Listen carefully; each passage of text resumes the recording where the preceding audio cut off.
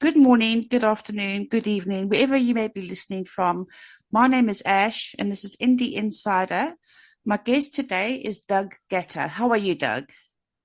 I'm great. Thank you. Thanks for having me. Oh, well, thank you for taking time out of your day to come and chat with us. Mhm. Right, Doug, let's get started. How did you get started in music? Well, I saw my cousin playing guitar when I was 13 and I thought it was cool. I didn't have this big moment. I didn't even listen to a lot of music growing up, but once I started doing it, I just found that I Right. had a natural knack for it. Oh, The thing that I'm fantastic. best at. Thank you. And that's inspired you then to become a musician? Yeah, this did. Oh, fantastic. And then did you teach yourself how to write music, to play your instruments, etc.? Well, I took guitar lessons for about a year and a half, and I really, like for the first couple of years, I just obsessed over it. Played 3 hours a day straight at least and just pounded stuff into my head. And from Right. then on, I've been, yeah, So that's how you started, and you just never looked back. yeah, that's right. And how would you describe your music? My music is, it's, it's got this sort of underlying sadness and desperation about it, but I like my music to be very like memorable and emotional and sort of Right. iconic sounding like the bands that I really like. But Okay. it's, yeah, it's like depressed sad Depressed. boy music. And your creative process, do you have a special thing that you do to create? Well, melodies come very easy for me to write, so I'm coming up with those a lot because I still play guitar every day and just mess around. But lyrics I save until the day before I record and just crap something out like at 3 in the Right. morning before I have to record them. Oh, my word. Yeah, it usually works out though. That's the best time, isn't it? Is when early hours of the morning when you think of things and you write down and you Yeah. make that into a song. hmm Fantastic. And who's your main inspiration? I love Bruce Springsteen and Gaslight Anthem. I love a lot of Okay, 90s bands like I love Alice in Chains and U2 right. and Pearl Jam and stuff like that. A Have lot of different stuff. Have you ever seen those people you mentioned in bands? Have you ever seen them live? Yeah, I've seen Bruce and Gaslight Anthem plenty of times, and the others not too much. I don't go to too many concerts. Right. No, yeah, Just not enough time in the day. yeah. I'm kind of a shut in anyway. Oh, and how would you describe yourself to your fans? Um, I try to be at the least pretentious and annoying that I can be, Right. because musicians can be very annoying. I've got a cousin who used to be a drummer for Billy Idol many, many years ago, Oh and it yeah, was fantastic. He said it was the best years of his life. I like Billy Idol. He's I good. think he's great. I Yeah. mean, even today, I listen to his music and I think, wow, they never get old, so to speak. hmm And who do you see if you say not not in argument, but if somebody's competing with you, who would you see as your main competitor? I mean, I'm an unknown right now, so it Right, like naming it like a known person would sound presumptuous of me, but right, I sort of think of like Sam Fender that way because he's my age and we kind of have similar tastes and kind of a similar sound. right. If So you yeah. and also if you went on tour, if you had a musician that was your favorite or you get on with, who would you choose to tag along with you on tour? Tag along with me. Uh, I would. It'd be cool to do a tour with Sam Fender because my drummer really loves him too. I Oh, feel like we could fantastic. have fun. That sounds like it. I mean, Yeah. chew the fat, as they say. Yeah. And Doug, what do you enjoy most about being a musician? Um, I mean, when I'm writing and recording, I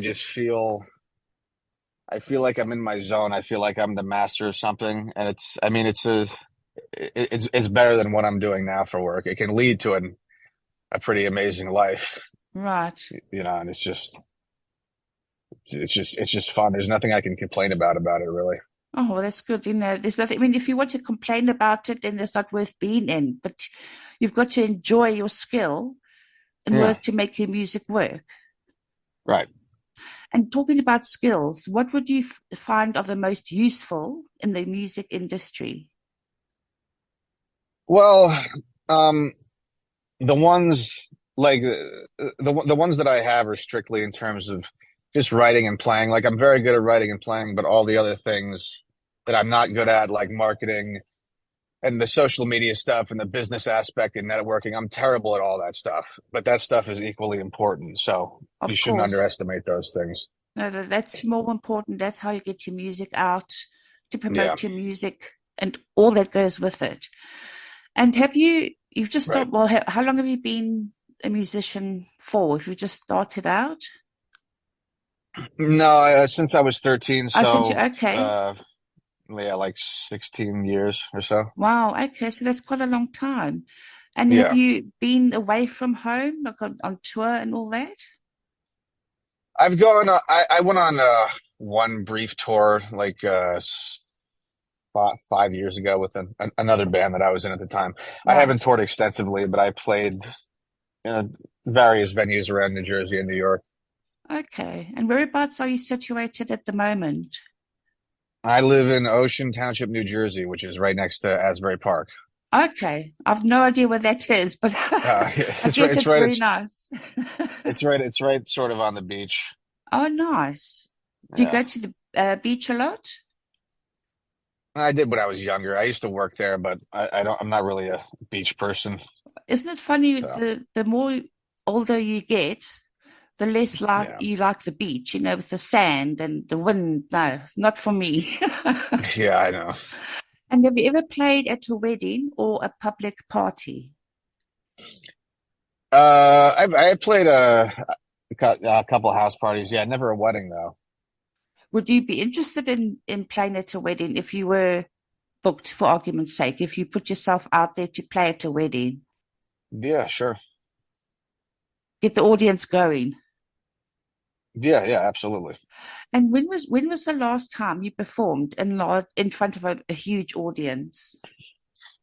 A huge audience. I can't say that I've ever had a huge audience. Maybe like I don't know, 150 maybe. The last gig I had Okay, was the last gig I had was sort of a stripped down acoustic thing at a place called the Crossroads in Garwood, New Jersey, and there was about right. I don't know, 50 people there. Oh, that's not It too was like bad. yeah, it was like a couple months ago. Okay, and just here's the two questions that I think more musicians dread: your worst and best performance. I think the worst performance was definitely our first one. Uh, Okay, I think we were 19 and we were playing the studio at Webster Hall in New York, right. and we didn't our drummer didn't have we didn't have access to like our instruments for the day before, so our drummer was just tapping his hands on a chair to rehearse, and Wow. it was just horrendous, Oh my terrible. word. I can imagine you didn't have time to sound check or anything. Yeah, but luckily Oh, there was almost nobody there. oh, shame. That's horrible. I'm so sorry, Doug. That's the worst performance, but then you make up for it after the performances after that. Yeah. Oh, fantastic. And do you experience stress before going on stage?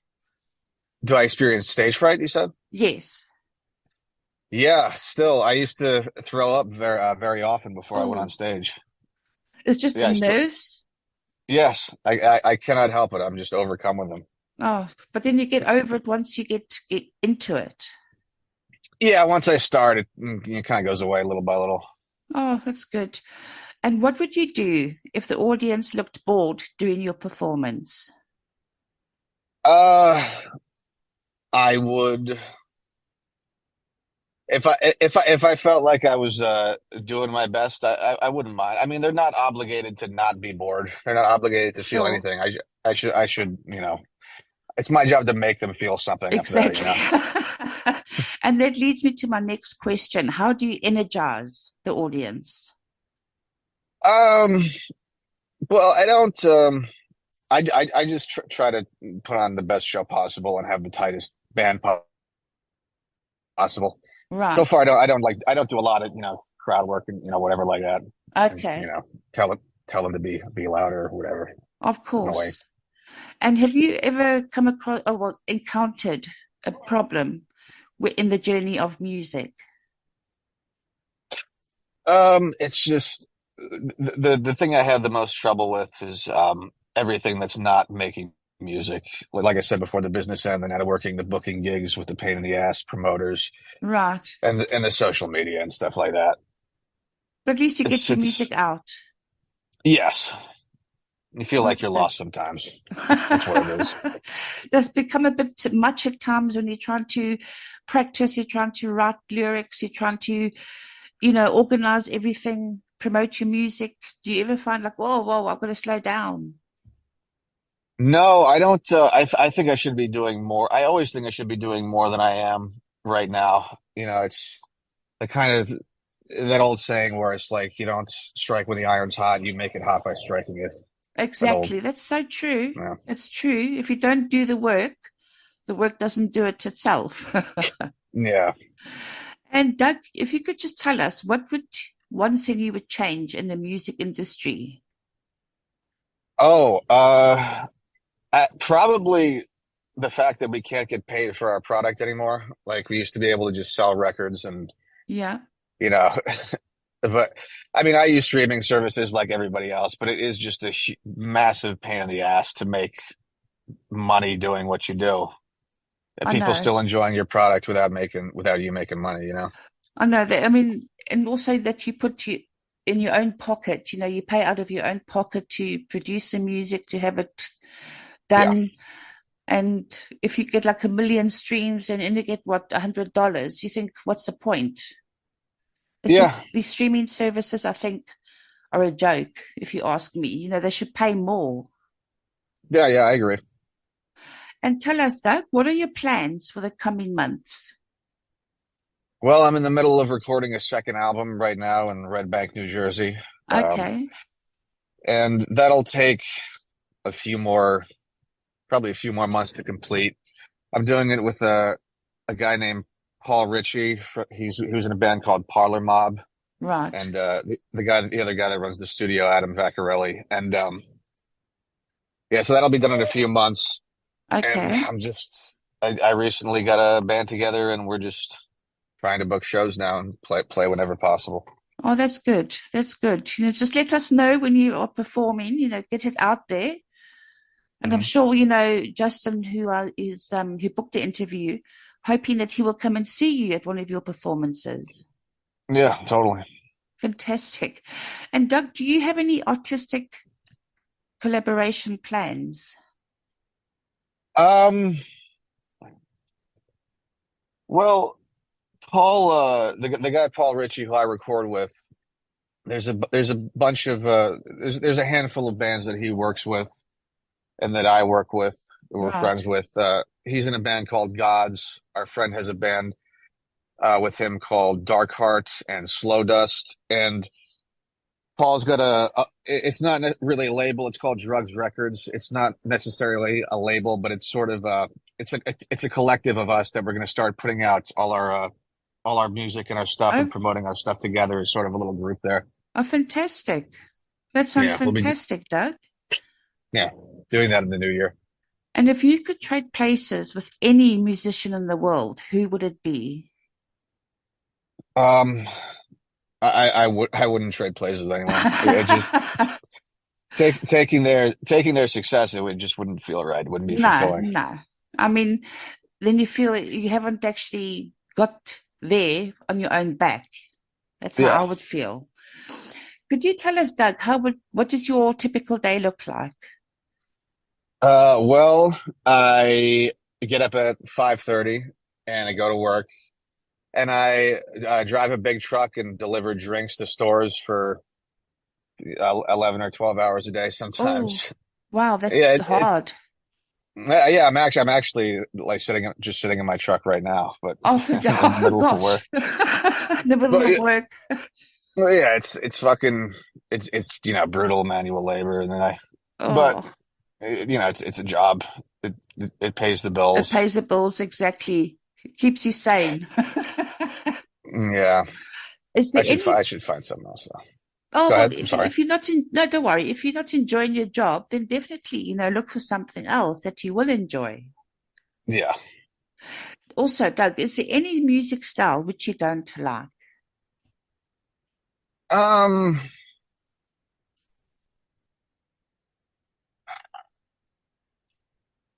Not really. I mean, I can usually find something in uh every genre that I can like. Right. Yeah. And if somebody came to you that's just starting out a music career, what Right. advice would you give them? Um, just get out there as often as possible. Just don't stop. Like play open mics, book gigs, do the social media thing. Just reach out to everybody and everybody. Just get exposure for yourself. No, I Just agree. mhm. Just keep on working at it. Never give up. Yeah. It's just around the corner. The more you work, the harder you work, the better the chances will be. Hmm. That's what I feel. Um, Doug, I Yeah. won't keep you then. I know you've got your day job and all that. But before I leave you, could you just tell us where fans can find your music and where to follow you? Sure. My Apple Music and Spotify is just Doug Gatta, my name, Gatta is my last name. My Instagram is Doug_Gatta. I have a website, DougGatta.com, and I think that's about it. Oh, fantastic. Well, Doug, I really appreciate you taking time out of your day, especially in the middle of your working day, to No come and problem. chat with us. And I wish you all the best for the future. And thank you so much for talking to us. Yes, thank you. Thanks, Doug. Have a good day. You too. Thanks. Bye Bye. bye.